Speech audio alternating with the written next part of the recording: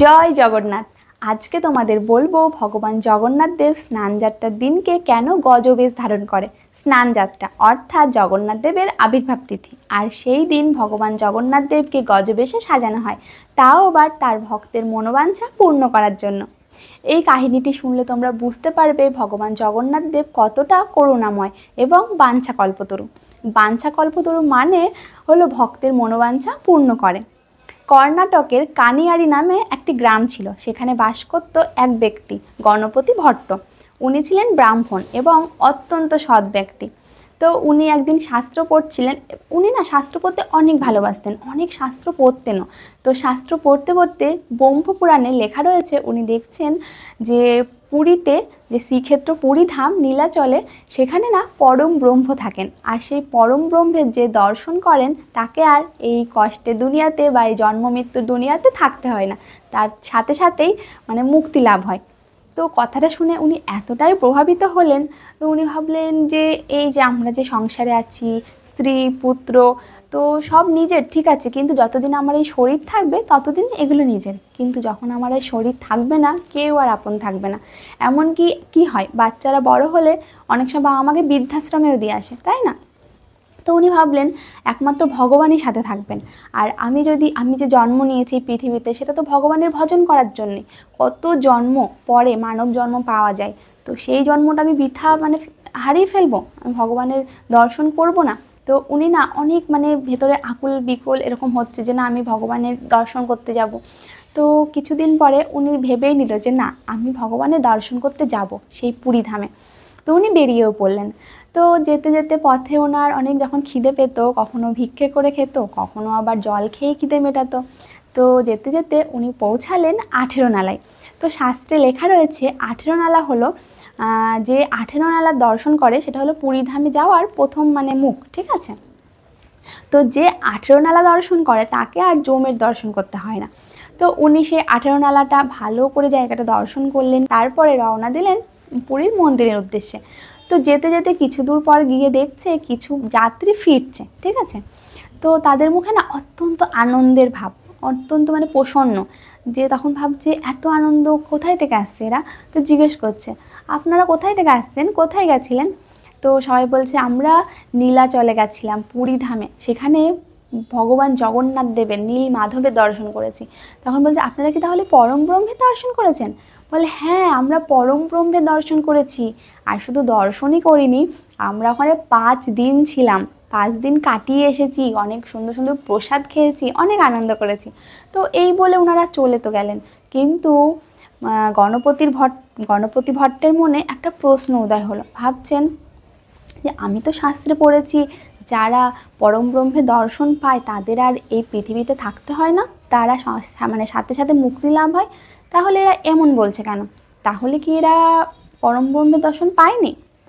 তাই হবে হয়তো, শাস্ত্রে তো ভুল লেখা থাকবে না। তো উনি শাস্ত্রটা বের করলেন, করে বারবার উল্টিয়ে পাল্টিয়ে পাতা দেখলেন, দেখছে হ্যাঁ, এখনও তো শাস্ত্রে একই কথা লেখা আছে।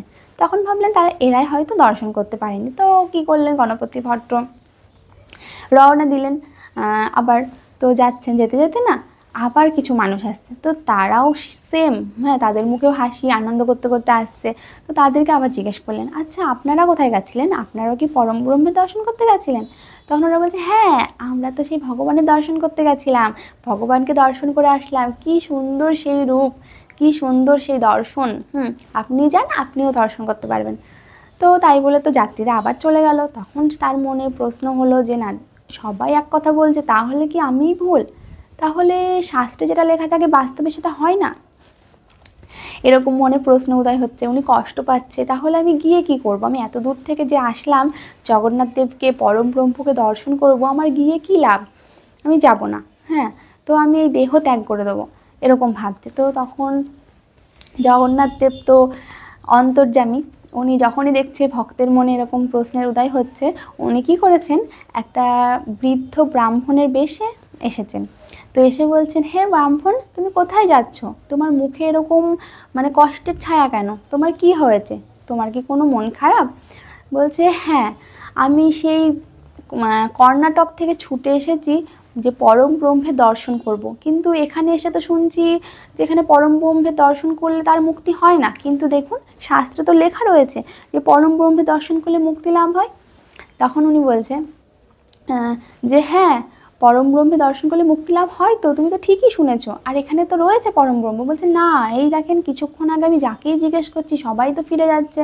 হ্যাঁ, আমাকে ঠকানো হয়েছে, আমি এই দেহ রাখবো না, কিন্তু শাস্ত্রে তো লেখা রয়েছে যে আত্মহত্যাও করা যাবে না, তাহলে আমি কি করব, আমার এই জীবনই তো বৃথা, এরকম বলছে। তখন সেই ব্রাহ্মণ মানে রূপী জগন্নাথ দেব বলছেন, তুমি যাও নীলাচলে গিয়ে ভগবানকে দর্শন করো, তিনি হলো পরম ব্রহ্ম, উনি হলো ভগবান, উনি হলো মানে বাঞ্ছা কল্পতরু, মানে ভক্তের মনোবাঞ্ছা পূর্ণ করে। তো যে ভক্ত যেই মনের ইচ্ছা নিয়ে যাবে সেই ভক্তের সেই মনের ইচ্ছাই পূর্ণ করবে। যারা গিয়েছে এবং ফিরে আসছে তারা হয়তো এটাই ভগবানের কাছে চেয়েছে যে আমরা যেন মানে সংসারের সাথে আনন্দে কাটাতে পারি, অনেক দিন বাঁচি, তাই তারা এরকম এসেছে। যে বলবে যে আমরা যদি মানে আমরা যেন মুক্তি লাভ করি, সে মুক্তি লাভ করবে। তো সেই কথাটা শুনে তখন গণপতি ভট্টের মনে একটু শান্তি লাগছে, ঠিক আছে। তো বলছে ঠিক আছে। তো উনি আবার এবার রওনা দিলেন। তো এরপরে উনি গিয়ে পৌঁছালেন পুরীধামের মন্দিরে, ঠিক আছে। আর সেই দিন সৌভাগ্যবশত ছিল জগন্নাথ দেবের স্নানযাত্রা মহোৎসব। তো জগন্নাথ দেবকে মন্দিরের বাইরে যে বড় সে বেদি আছে না, তো সেখানে স্নানযাত্রা মহোৎসব করানো হচ্ছে। তোমার হচ্ছে জগন্নাথ দেব, সুভদ্রা মহারানী, বলদেবকে আনা হয়েছে, স্নান করানো হচ্ছে। আর দূর দূর থেকে মানে জগন্নাথ দেবের স্নানযাত্রা ওখানে করালে কি হয়, মন্দিরের বাইরের থেকে দর্শন করতে পারে মানুষ, লক্ষ লক্ষ মানুষ দাঁড়িয়ে সেটা দর্শন করতে পারে। তো সবার সাথে উনিও দাঁড়িয়ে দর্শন করছে। তো দর্শন করতে কিছুক্ষণ তো আনন্দ দর্শন করছে, কিন্তু হঠাৎ ভাবলেন এ কি, এটা তো পরম ব্রহ্ম নয়, পরম ব্রহ্মের এরকম রূপ কেন? পরম ব্রহ্মের রূপ তো এরকম হবে না, পরম ব্রহ্মের রূপ তো হবে গজাননের মতো। মানে ওনার একটা মনে ভুল ধারণা মানে হয়েছিল, সেটা হলো পরম ব্রহ্মের রূপ হবে গজের ন্যায়, গণেশের মতো বা গজাননের মতো। এটা তো নয়, এরকম। তো তিনি আবার মন খারাপ করছে, তাহলে আমাকে ঠকানো হয়েছে, আমাকে বললো এখানে আসলে আমি দেখতে পাবো, তাহলে এটা ঠকানো হয়েছে, আমি থাকবো না। উনি ভগবানকে প্রণাম না করে ওখান থেকে বেরিয়ে চলে যাচ্ছে।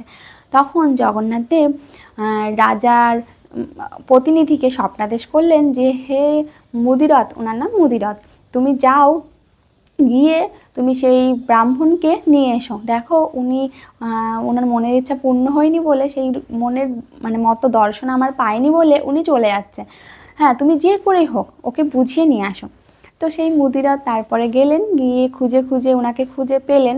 পেয়ে তো আগেই ওনাকে প্রণাম করলেন যে হে ব্রাহ্মণ দেব, তুমি কতটা সৌভাগ্যবান যে ভগবান জগন্নাথ দেব স্বয়ং তোমাকে ডেকেছে, হ্যাঁ তুমি আমাকে কৃপা করো বলে প্রণাম করে ওনাকে বুঝাচ্ছেন যে চলেন আপনি দর্শন পাবেন। তো উনি না, গণপতি ভট্ট তো না, আমি যাব না, আমি একবার একজনের কথা শুনে আমি এসেছিলাম কিন্তু আমি সেই দর্শন পাইনি, আমি যাব না।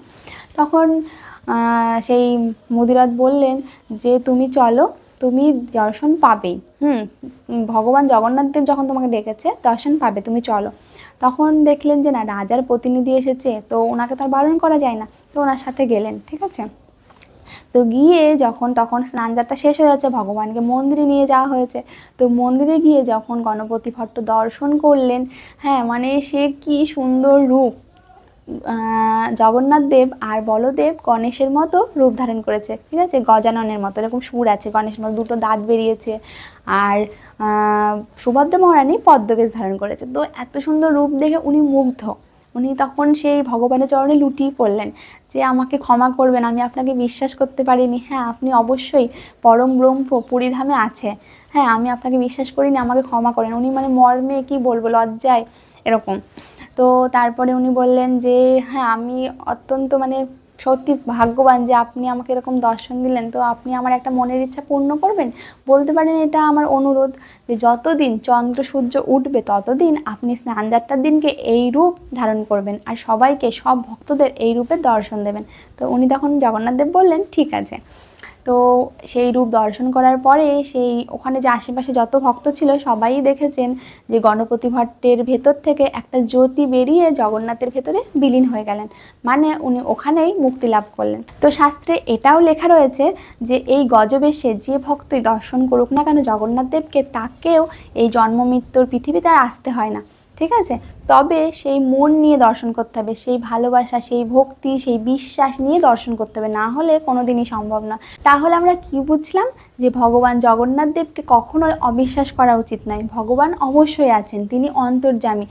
আমরা যে আমাদের জীবনে দুঃখ কষ্ট আসে আমরা ভগবানকে বিশ্বাস করি না, সেটা কখনোই উচিত না। ভগবানকে বিশ্বাস করা উচিত, ভগবানের প্রতি ভক্তি রেখে চলা উচিত, আর ভগবানকে ভালোবাসা উচিত।